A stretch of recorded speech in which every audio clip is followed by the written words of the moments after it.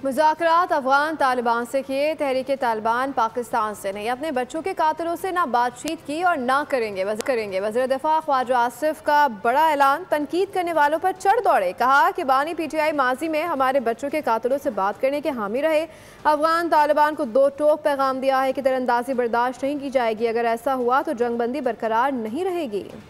मुज़ाकरात अफगान तालिबान से किए, अपने बच्चों के कातिलों से नहीं। वज़ीर दिफा की तनकीद करने वालों पर चढ़ाई। ख्वाजा आसिफ ने कहा कि अपने बच्चों के कातिलों से ना बात की ना करेंगे। माजी में एक शख्स TTP से बातचीत का हामी रहा। जो हमारे बच्चों के कातिल हैं, जो हमारी आबादी के कातिल जो हैं, जिन्होंने ये सारी waging war against state and people of Pakistan, Imran Khan उनकी हमायत करता रहा है कि उनसे बात की जाए।